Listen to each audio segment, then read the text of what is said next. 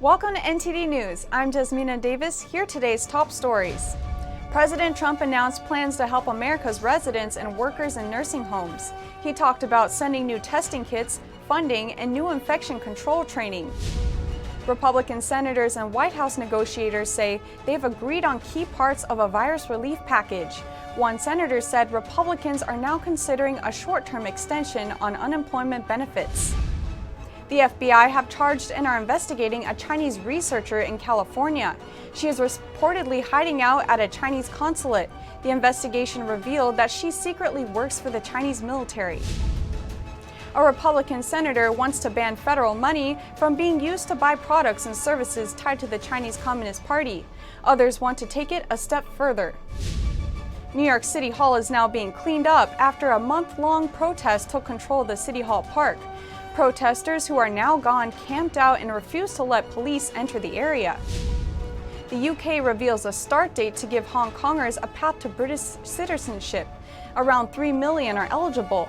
The visa program is considered a lifeline after Beijing's recent actions.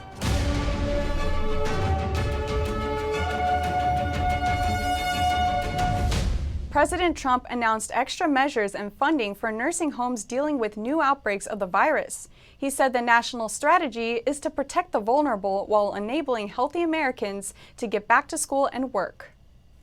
President Trump announced plans for his administration to help the most vulnerable in nursing homes affected by the pandemic. He talked about the new testing kits, funding, and new infection control training. He said people who work in nursing homes will be required to be tested more frequently in states that are worst hit. We're distributing 15,000 rapid point-of-care diagnostic devices to support this effort. These are the tests where it takes 5 minutes to 15 minutes. They're very accurate. They're very good. And we're sending them all over the country. The Department of Health and Human Services is handing out an extra $5 billion across nursing homes. Those in higher risk areas will get more funding. This is to support their critical needs, including the hiring of additional staff, increasing testing, and providing some form of technology support so residents can connect with their families. The president said they have great data gathered over recent months on outbreaks in nursing homes. This will be used to provide infection control training to areas struggling with new outbreaks. President Trump sent a message of hope and support to older residents in the U.S., recognizing their struggles through isolation. But we send our love, we send a message of love.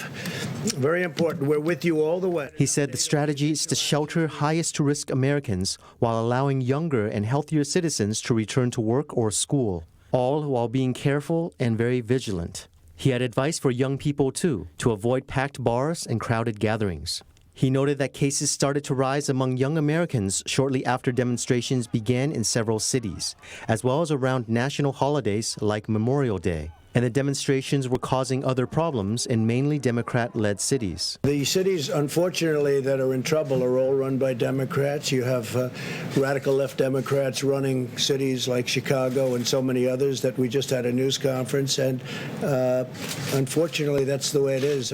He said his administration is sending in extra law enforcement to cities experiencing violence and vandalism, and they are making many arrests. Senate Republicans and White House say they're making progress on the next pandemic aid bill. The bill could be presented to Democrats as early as this week. Republican senators and White House negotiators say they reached a deal on key pieces of the new stimulus package late Wednesday. Fundamental parts of the $1 trillion plan include $105 billion for helping get kids back to school. The package does not penalize school systems which do not plan to reopen for in-person classes. There's also additional funding for virus testing. Republicans are also pushing for another round of forgivable Paycheck Protection Program loans. The talks come around a week before the $600 weekly unemployment benefit is set to expire. Senator Lamar Alexander said Senate Republicans and the Trump administration are considering a short-term unemployment benefit extension. Senator Rob Portman said most Republican senators agree there needs to be something in its place and that a flat amount for every worker is not a good idea. Senator Ted Cruz told The Hill one of the worst aspects of what Congress has done so far is the plus-up in unemployment compensation. We're paying a whole lot of people a lot more money to stay home and not work than they made on their jobs. Democrats want to extend the $600 weekly benefit through January 2021. House Democrats proposed their own $3 trillion proposal in May and have been waiting on a response from the Senate. Senate Majority Leader Mitch McConnell told members he plans to unveil key features of the compromise package Thursday. Lawmakers in the U.S. House have to vote to get rid of the Confederate statues from the U.S. Capitol. The legislation was approved with bipartisan support. The proposal would remove statues of Confederate soldiers on display in the Capitol complex. Officials would also have to take down 3 statues of men who defended slavery, segregation, and white supremacy. The legislation now goes to the Senate for a vote. Trouble's brewing at a Chinese consulate in San Francisco, where a person with connections to the country's military is reportedly hiding out. It follows the ordered closure of a Chinese consulate in Houston a day earlier. President Trump says it's always possible that more Chinese missions will be ordered to shut down. According to an FBI assessment, the San Francisco consulate is harboring a charged individual who was found to have secret connections to the Chinese military. The individual was working as a researcher at the University of California, Davis. She's a suspect in an intellectual property theft-related case and was charged on June 26 with visa fraud. Tang Juan came to the U.S. on a J-1 visa. On her application, Tang stated that she didn't have any affiliation with the Chinese military. But an investigation proved otherwise. The FBI searched her home and found evidence that she worked at China's Air Force Military Medical University. She has since been hiding out at the Chinese consulate in San Francisco. The Department of Justice says China is aware of the situation. This is one of many such cases involving Chinese military scientists coming to the U.S. under false pretenses. President Trump indicated that more Chinese missions may close if necessary. It's always possible. You see what's going on. We thought there was a fire in the one that we did close, and everybody said there's a fire, and I guess they were burning documents or burning papers, and I wonder what that's all about. The Trump administration ordered the Chinese consulate in Houston to shut down on Tuesday. Overnight in Houston, firefighters went to the consulate after smoke was seen. Houston police told Fox 26 that staff there were burning documents. These were likely to be sensitive files. The State Department said the closure was to protect American intellectual property and Americans' private information. Beijing said it would retaliate. On a visit to Denmark, U.S. Secretary of State Mike Pompeo said China's theft of U.S. and European intellectual property has gone on a long time, and that President Trump says enough.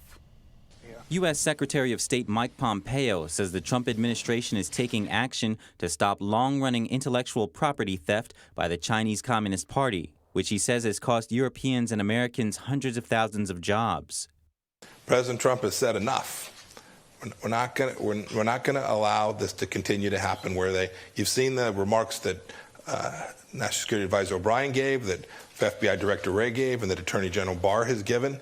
We are setting out clear expectations for how the Chinese Communist Party is going to behave. And when they don't, we're going to take actions that protect the American people, protect our security, our national security, and also protect our economy and jobs. That's the actions that you're seeing taken by President Trump. We'll continue to engage in those. Pompeo is set to give a policy speech on China on Thursday. This will be the 4th in a series of addresses by top Trump administration officials.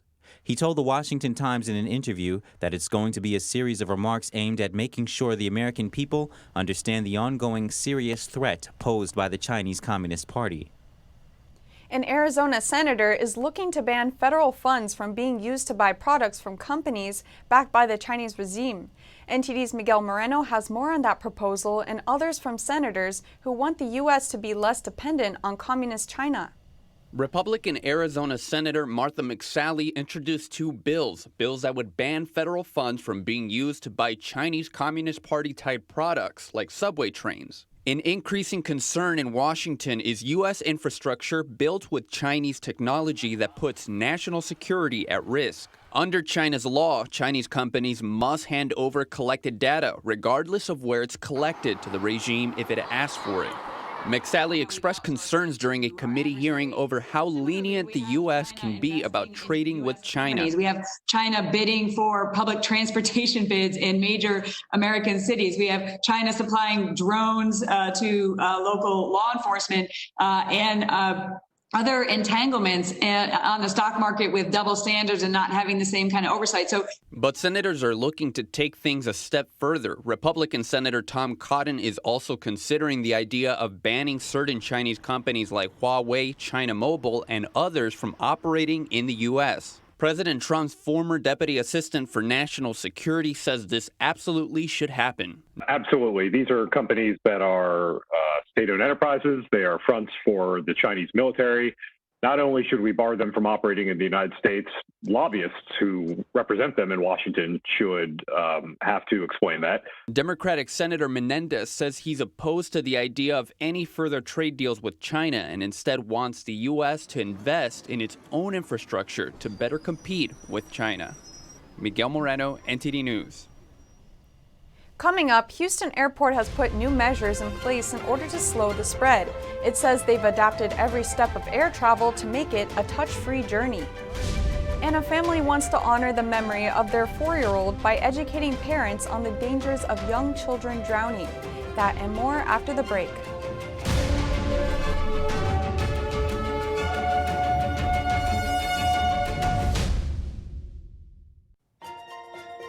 Hello there.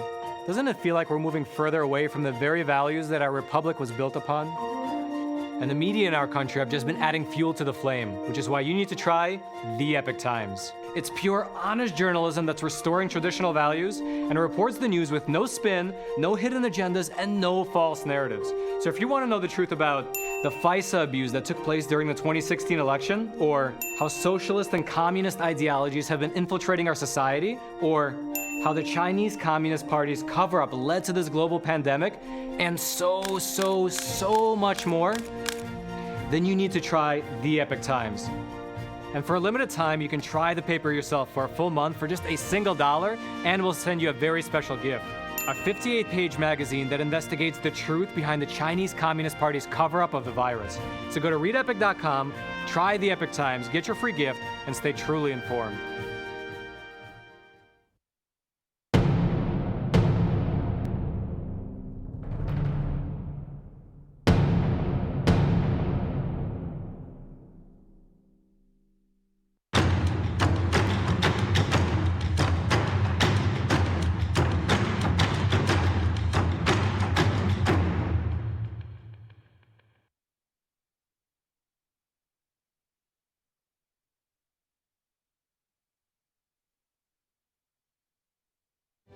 He ascended to the throne during the most turbulent times in the Joseon dynasty. Despite that, he treated his people well, had great ambitions, and led the country towards a new renaissance. That eventually earned him the title as one of the wisest kings in Korean history. Lee Sun on NTD America.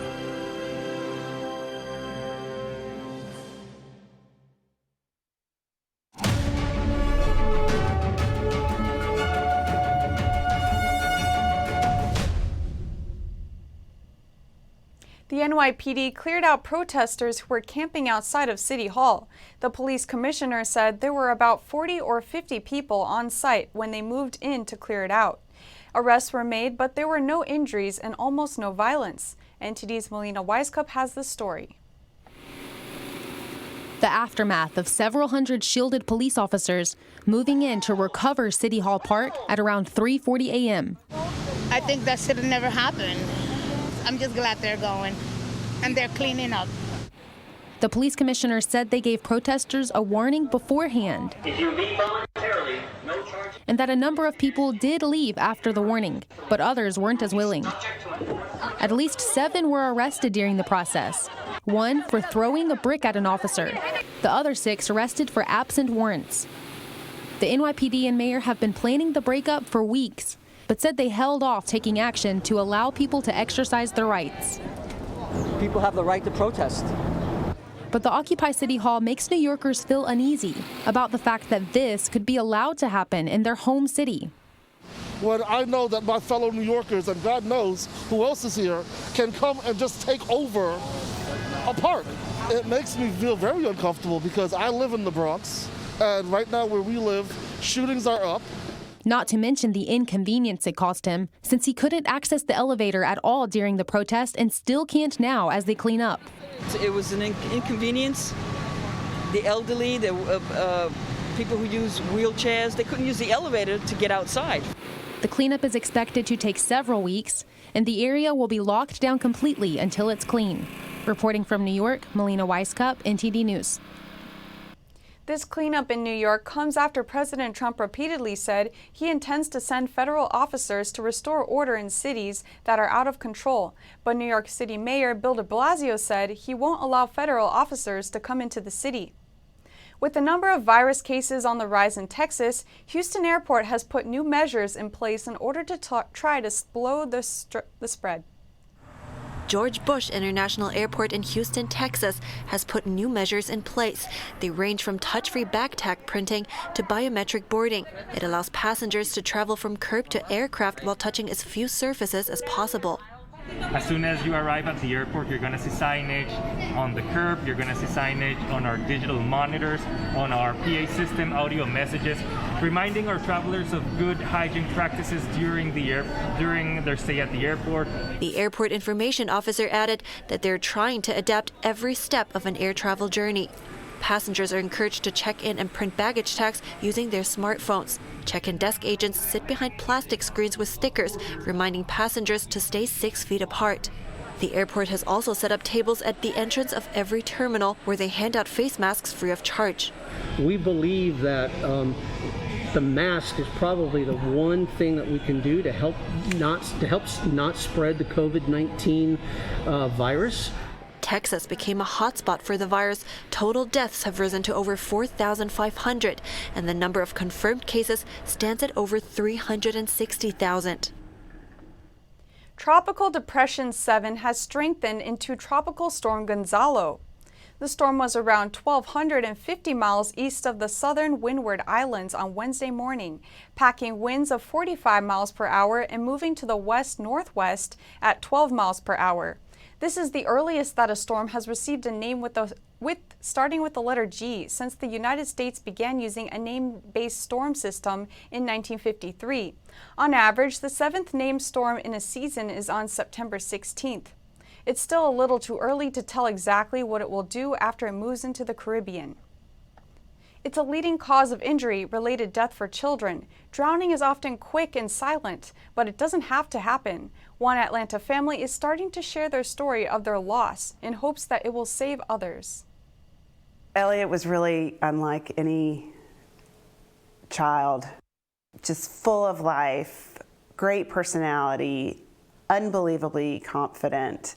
Just weeks away from her 5th birthday, Elliott Givens went to a neighborhood pool party with her mom, Amy, and her brother, John. I remember Elliott, after she finished eating, saying, "Mommy, can I go see some friends?" And I remember vividly looking at her. I remember exactly where she was standing and saying, "Yes, you can go see your friends, but you may not get in the pool." That was the last thing Amy ever said to her daughter. John first spotted his sister in the pool. It was madness at that point, and from that point on, people were working on her, trying to resuscitate her. I vividly remember somebody screaming, "Call 911." The world, as we knew it, completely changed. Coming home to our house that night, knowing that she would never come in there again, our home was unrecognizable with just the three of us. At the time, this mom didn't know drowning is the #1 injury-related killer of children between 1 and 4. That's why she's partnered with Children's Healthcare of Atlanta, Strong for Life, to send out a simple message. Keep children younger than 6 within arm's reach, and keep older kids who can confidently swim 2 laps of the pool within eye's reach around water. Elliott's now been gone longer than she was on this earth. But every time it gets warm, thoughts turn to that day. If we can prevent this from happening even to one more family, it is the perfect way to honor Elliott. Coming up, a powerful storm quickly turned day into night in China at 3 o'clock in the afternoon. That's as bouts of unusual weather patterns continue popping up all over the country. And the United States Commission on International Religious Freedom says China has created a surveillance state on an unmatchable scale. It held a hearing about the regime's use of technology to oppress religious groups. Find out about that more after the break.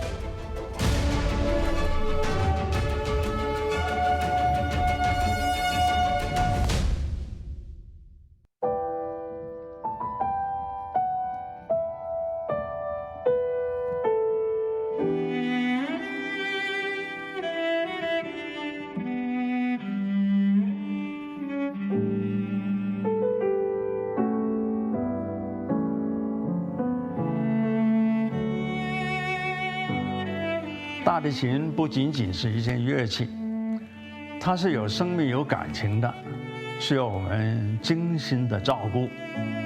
往往我们一个小小的动作，可能都会对人情绪产生微妙的影响。天音的品牌是福星，我们对于传统的理念很荣幸被神韵艺术团选为指定供应商。时间是酿造音色的不可替代的陪伴。我跟大提琴已经有60多年的友情了，每一把琴都有它自己的个性，熟悉它，才能真正发挥它的潜力。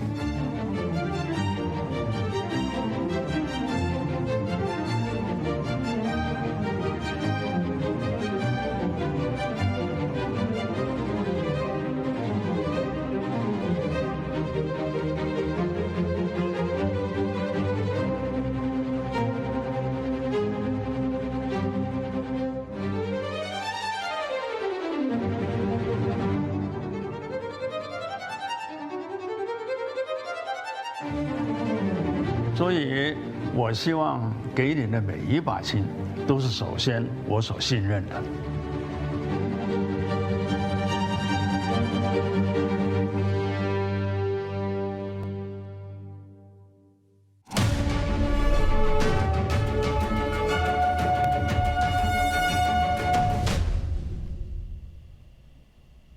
Now we turn to China. Massive rainstorms continue drenching large areas of the country, and a northeastern city sees unusual weather. NTD Tiffany Meyer brings us more. A band of rainstorms in China is moving northward. Authorities in the central Chinese province of Henan issued a yellow-level severe weather warning on Wednesday, ahead of the storm's impact. It's the second most serious warning level. Forecasters say the area may receive 2 inches or more of rain within 6 hours and may continue after that. The Yellow River's flow rate reached 3,000 cubic meters per second Monday, which marks this year's second wave of flooding. Online videos show some streets in Henan are already submerged beneath around 5 feet of water in some areas. Floodwaters have even found their way into trucks and buses. Locals have been seen driving cars that look more like they're driving boats, while others wade through the high waters. Now we turn to another area of the country. Widespread flooding has become a common scene in China over the last 2 months. But this time, it's not in southern and central China. Instead, it's in Harbin, a northeastern city. On Wednesday, a sudden downpour hit the city, accompanied by thunder, lightning, strong winds, and hailstones. The storm downed trees and waterlogged some sections of the city. Netizens reported that the hail was strong enough to damage their glass windows at home. Some of the hailstones were the size of golf balls. Despite it being only 3 o'clock in the afternoon, the storm quickly turned day into night as it rolled in. The inclement weather brought a reminder of the Communist Party's 2 sessions held back in May. The event marks one of China's most important political events. On the first day of the event, the sky suddenly turned black at around 3 in the afternoon, accompanied by powerful thunder and lightning. That storm immediately sparked internet buzz as comments flooded in online. Now to China's economy. According to the latest report from Standard Chartered Bank, over $40 billion in indirect investment funds flowed out of China in June. That's as the second quarter reached nearly $140 billion, a record high since the fourth quarter of 2016. Experts say these capital outflows include trade credit, loans, currency, and deposits. They appear to reflect concerns about the strained Washington-Beijing relationship, particularly after the CCP implemented its draconian national security law over Hong Kong. It's now widely seen as a threat to the city's freedom and to its autonomy as a world financial hub. In response, the United States has introduced a series of sanctions against the CCP. The tensions also extend to other areas as well, including the pandemic. As powerful flooding continues to plague southern China, concerns are rising that the country's famous Three Gorges Dam could collapse. But some Chinese experts have dismissed the claims, with one of them adding that even an atomic bomb couldn't destroy the massive structure. NTD's Juliet Song reports.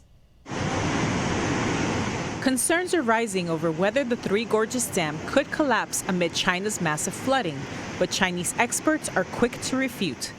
In a state media interview, one expert said even an atomic bomb couldn't entirely destroy the dam, adding that it would only blow a hole in it. Another expert said water won't erode the dam, as it's made of concrete and only gets stronger with time.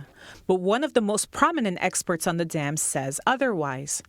Hydrologist Wang Wei-luo wrote that when air interacts with concrete, a chemical process called carbonation happens. That means that concrete will gradually erode as a result. Wang has been sounding the alarm about the dam's stability for the past decade. He says it was poorly constructed. China started building the dam in 1994. 4 years later, the country saw some of its worst flooding in recent decades. Concerned about the dam's quality, China's then premier hired Western experts to inspect the structure. One of them said the steel bar welding of the dam wasn't up to standard, but the comment upset the Chinese workers, who complained that the Western experts' criticism was a form of racial discrimination. Yet, the criticism came too late. The steel bar welding and cement pouring of the gorge's left bank is all complete. They can't redo it. Wang explained the dam's construction team didn't include a separate group for quality inspection. The team that designed the dam did it themselves. Last Saturday, after the dam saw its highest level of flooding yet this year, Chinese authorities admitted the dam has moved, leaked, and distorted. The report published by Chinese media didn't give specific numbers, instead stressing that all major parameters are within normal range. In 2002, another report revealed that the dam had many cracks, including some of them large enough to be the width of an adult's hand. A construction worker told the reporter that the cracks emerged because some construction materials, including the base of the dam, had problems. One of the dam's construction team leaders later responded saying it's impossible to avoid cracks, but that those on the Three Gorges Dam are non-threatening. Juliet Song, NTD News. The United States Commission on International Religious Freedom held a hearing about the Chinese regime's use of technology to oppress religious groups. They say China has created a surveillance state on a scale never seen before. The United States Commission on International Religious Freedom, or USCIRF, held a virtual hearing about technological surveillance of religion in China. USCIRF says the Chinese Communist Party has created an Orwellian surveillance state with an unmatched ability to gather information about its citizens. According to the Commission, the CCP has installed hundreds of millions of surveillance cameras across the country, some even inside churches. It's done to track the movements of Uyghurs and Tibetans using facial and voice recognition. But one panel member says the two minorities aren't the only ones falling under the party's surveillance. Panelist Chris Mazerel says although Tibet and the Xinjiang are the most extreme examples, the CCP has also relied on digital surveillance to target Christians as well as spiritual movements like Falun Gong. Falun Gong, also called Falun Dafa, is a spiritual meditation practice based on the principles of truthfulness, compassion, and tolerance. The Chinese regime brutally persecutes those who practice it. Likewise, the CCP also monitors the Twitter-like WeChat app, as well as other social media platforms for religious content. One panel member noted that numerous Tibetans have been arrested or detained for sharing photos of spiritual Tibetan leader the Dalai Lama. But he added that the CCP's online censorship doesn't only affect people living in China. For companies like WeChat and TikTok that are expanding their censorship and surveillance beyond China's borders, helping Beijing erode global human rights standards. Recently, the House voted to ban Chinese video sharing app TikTok on federal devices. The move came amid fears that data collected by the app and sent to the Chinese regime could be used in a cyber attack against the U.S. The UK says the path to citizenship for about 3 million Hong Kongers will open in 2021. It comes in response to Beijing imposing a repressive new law on Hong Kong. Our correspondent in London, Jane Werrell, has more. The UK released details of its visa plans, which is often referred to as a lifeboat for Hong Kong citizens. About 3 million Hong Kongers are eligible. The Home Secretary said in a statement that the offer is open to BNO passport holders and their dependents. Children over 18 not normally considered dependents may also be considered. She said they do not need to have a job before coming to the UK, and there will be no skills tests or minimum income requirements. The UK has said they will stand by the people of Hong Kong. We have to think about the human rights, the rights of the people of Hong Kong to participate in democratic processes, and people here from Hong Kong, and how those changes affect them. Prominent pro-democracy protester Nathan Law fled to London this month and earlier this week met with Mike Pompeo in the UK. Jane Werrell, NTD News, London. Coming up, Tesla pits its new factory in London. CEO Elon Musk says it will be an ecological paradise and open to the public. And wellness experts share dietary and lifestyle advice to help alleviate virus anxiety. Find out what they have to say and more after the break.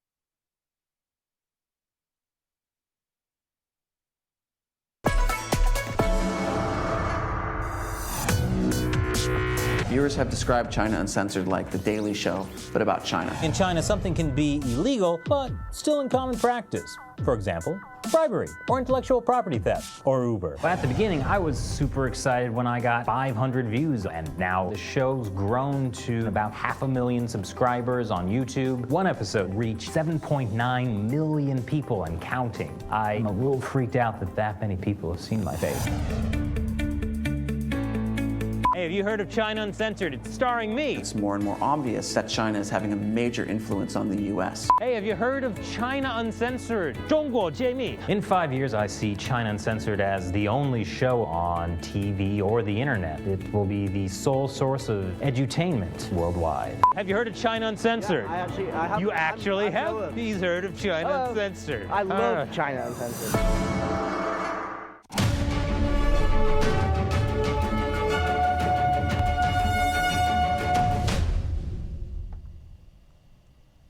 Major airlines are calling on the U.S. and the European Union to create a joint virus testing program for transatlantic flights.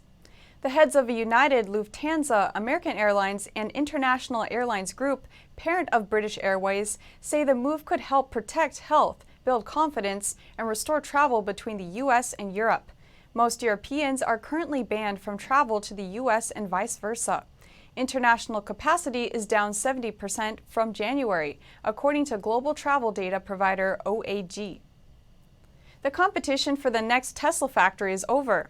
Tesla chose Texas over Oklahoma. The company told state officials it will create thousands of jobs. Tesla CEO Elon Musk says the company will build its new Cybertruck factory near Austin, Texas. The 2,000-acre site is about 13 minutes from downtown Austin. Musk said it's going to be an ecological paradise open to the public. Tesla's new Cybertruck and its heavy-duty semi-truck will be built at the Texas plant.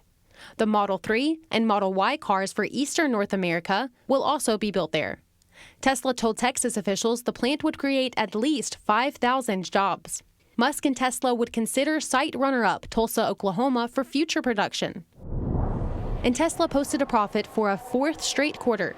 Despite the pandemic disruptions, Tesla stuck to its target of 500,000 vehicle deliveries for the year. Tesla shares rose 4% in extended trading. The automaker will also beat Wall Street's expectations for total vehicle deliveries during the quarter and beat analysts' revenue expectations by $500 million. Tesla posted a profit of $2.18 per share. CEO Elon Musk qualified for a payout worth an unprecedented $2.1 billion. It's his second jackpot since May from Tesla, following its massive stock surge.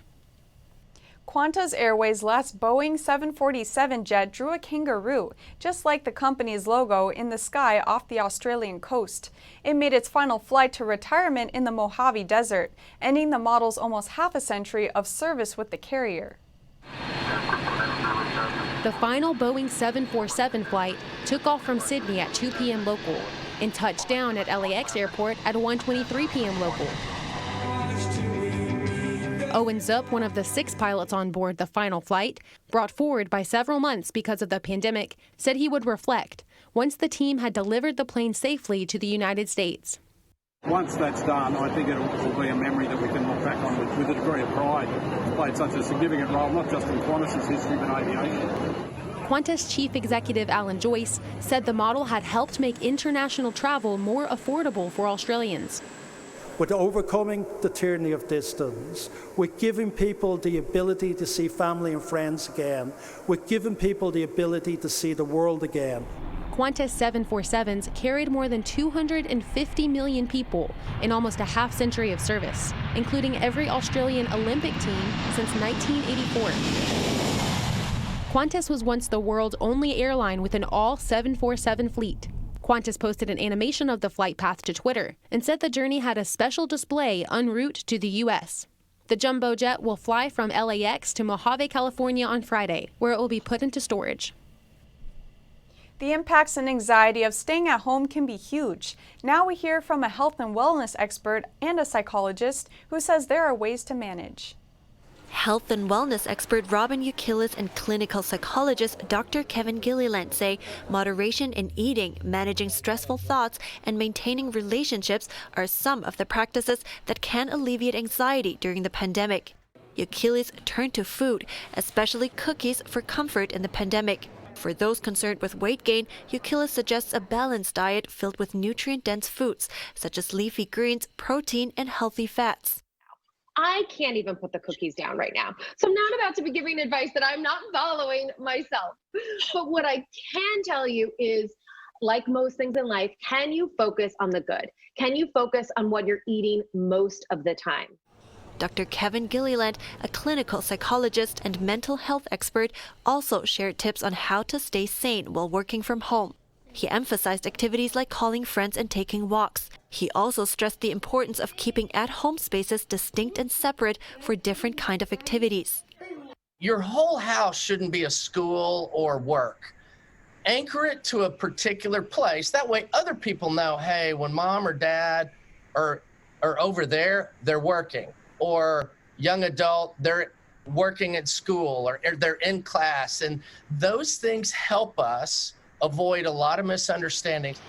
As New York City moved into phase 4 of reopening on Monday, including the opening of botanical gardens and zoos, Gilliland welcomed the emergence from the long, lonely drag of self-quarantining.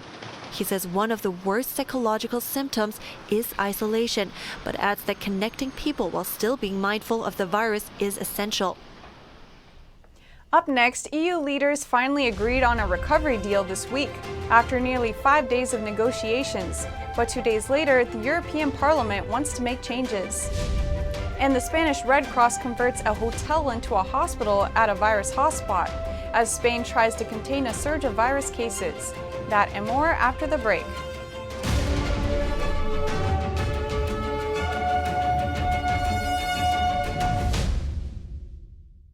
When you look at TV networks in America, a soundbite and bite-it-out culture prevails on news and commentary programs. As a Canadian, I'm fascinated with America, and I wanted to offer American thought leaders an opportunity to share their thoughts in a deep dive format where we can explore their ideas together. And so American Thought Leaders was born. The world's most brilliant thinkers believed that open discourse was the key to greatness. However, all around the world, we see that discourse is being stifled and political agendas have subverted media. The Epoch Times launched its Global Thought Leaders program to bring back this great tradition of free thought. As the host of American Thought Leaders, every week I interview some of the most intriguing minds on the most pressing issues of our time. Be sure to check out our new episodes every week.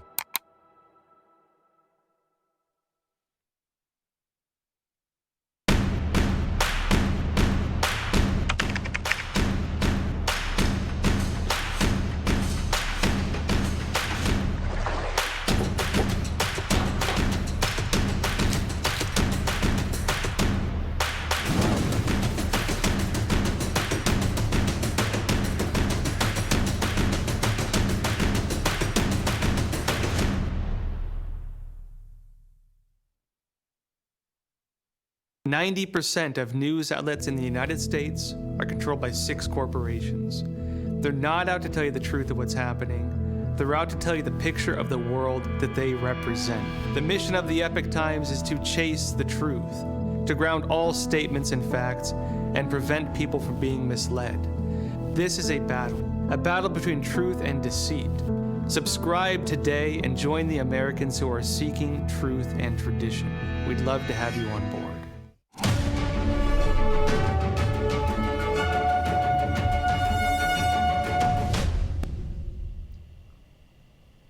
Over to Europe, Apple and Amazon offices in Italy were searched earlier this week. These two companies are facing antitrust allegations. NTD UK's Neil Woodrow will bring us more news from Europe. Thanks. Welcome to the NTD UK newsroom, bringing you UK and European news. Apple and Amazon are facing more antitrust allegations, this time in Italy, over the sale of Apple products. Italian antitrust officials searched Apple and Amazon offices in Italy on Tuesday. Authorities want to know whether the two companies stopped retailers who are not part of Apple's official program from selling Apple products and Beats headphones. After a 5-day marathon of negotiations, EU leaders finally agree on a recovery deal, but now it needs to pass the European Parliament, and they want to make changes.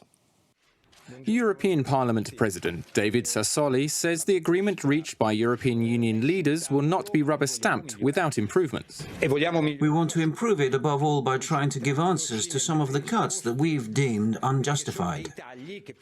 On this, we will not be satisfied with just mentions of principle.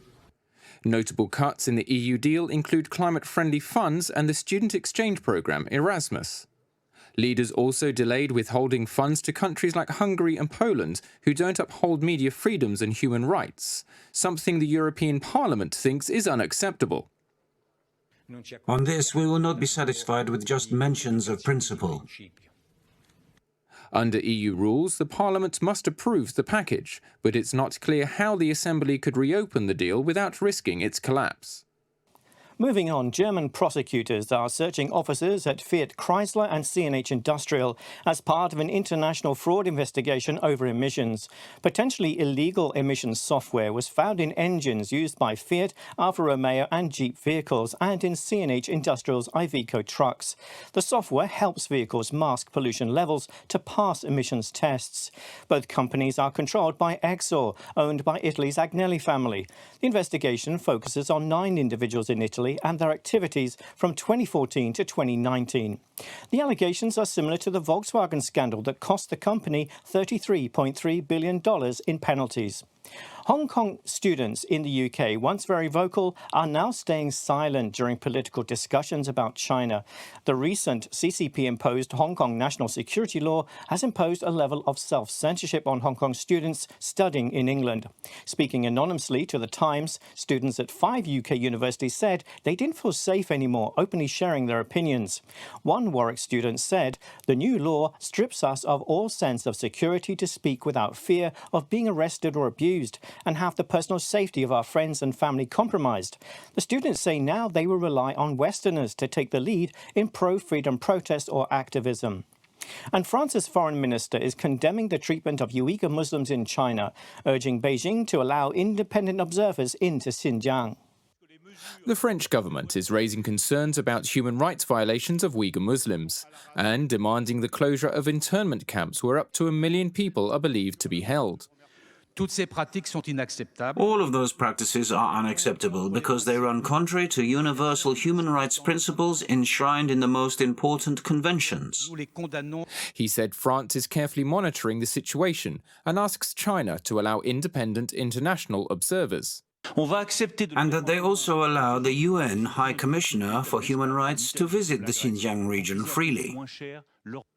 The United States has already sanctioned individual Communist Party officials, plus 11 Chinese companies for their alleged involvement in human rights violations in Xinjiang. That's all from NTD UK. Back over to New York. The Spanish Red Cross used a hotel as a hospital in one of the country's virus hotspots. It's a way to help ease the pressure on local hospitals as they try to contain the outbreak.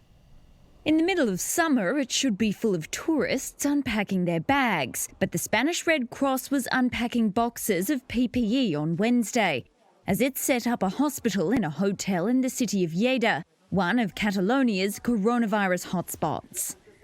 It's hoped the makeshift medical centre will ease the pressure on local hospitals. Around 160,000 people in Catalonia returned to confinement on Wednesday, as the authorities scrambled to control a fresh surge of coronavirus infections in the area, just weeks after a nationwide lockdown was lifted.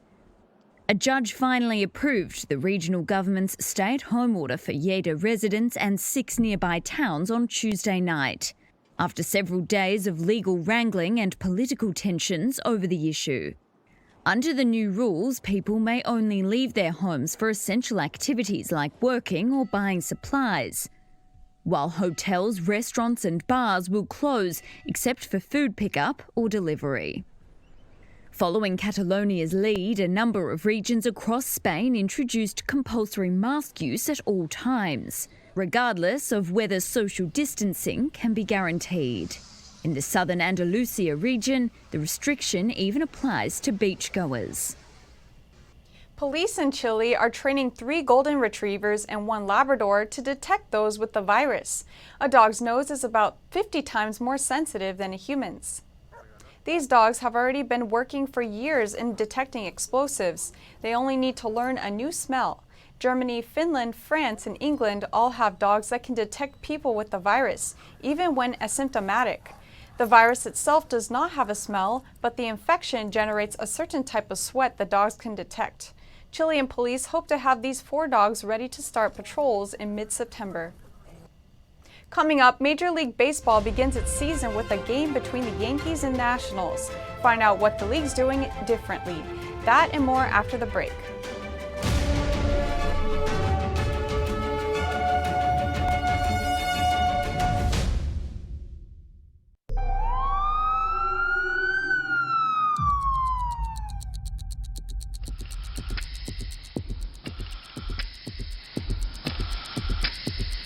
The coronavirus outbreak is the latest wake-up call.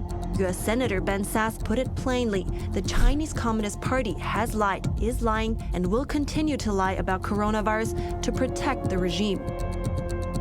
In 5 to 10 years, we'll have virtually no manufacturing capacity left for generic drugs. And again, this is 90% of our medicines. And the world should know, if Hong Kong falls, the whole world force, okay? Because the Chinese Communist Party is the existential risk of humanity, period. Since the CCP took power, 80 million people have died from its policies and political campaigns. They're using our institutions and our norms and our values against us in ways that we hadn't necessarily envisioned towards their own authoritarian agenda. From the party's great firewall in cyberspace, or to that great wall of sand in the South China Sea. More repression, more unfair competition, more predatory economic practices, indeed a more aggressive military posture as well. If we do not meet this threat now, it's going to define our century.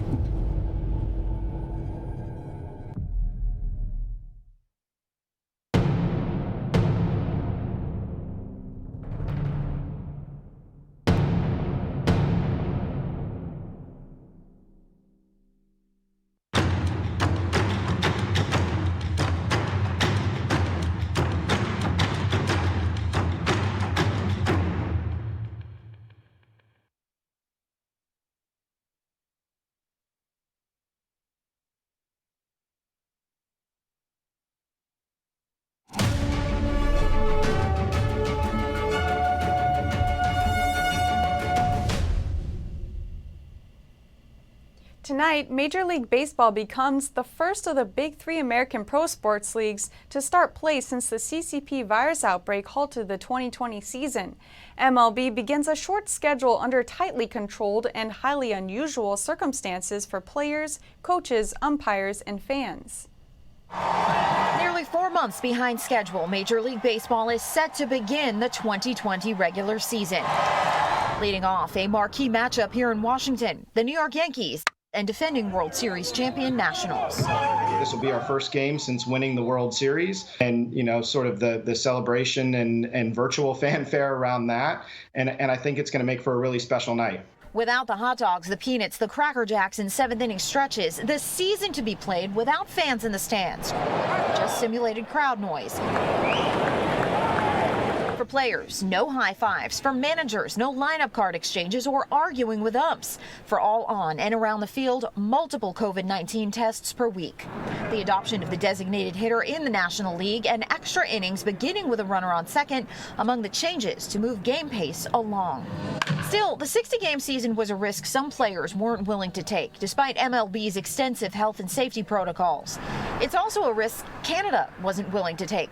The country denied the Blue Jays' request to play home games in Toronto because of cross-border travel. Even with limited regional schedules, some clubs will still have to travel to current coronavirus hotspots to play teams in Arizona, California, Texas, and Florida. In other sports news, football fans will have to wear masks at the NFL games this season. A communications executive for the league confirmed the requirement in a tweet. It is still unclear how many teams will actually host fans in the upcoming season. The NFL does not have a league-wide policy for fans in stadiums during the pandemic. The Atlanta Falcons told season ticket holders they will allow seating for only 10,000 to 20,000 people. But teams like the New York Jets and New York Giants will not be allowed to have fans in stadiums because of local mandates. The NFL's regular season is scheduled to take off on September 10th. And that's all for now. Catch us again at 6:30 p.m. Eastern Time. I'm Jasmina Davis.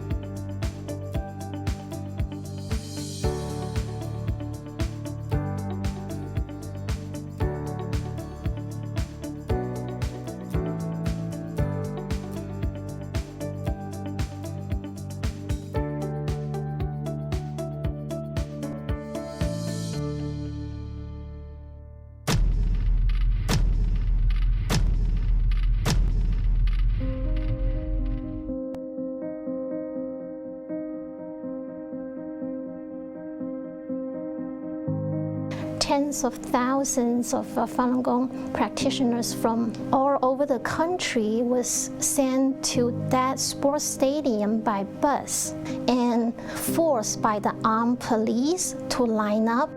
Completely transform who they are into obedient followers of the communist state, or they're going to die in the process.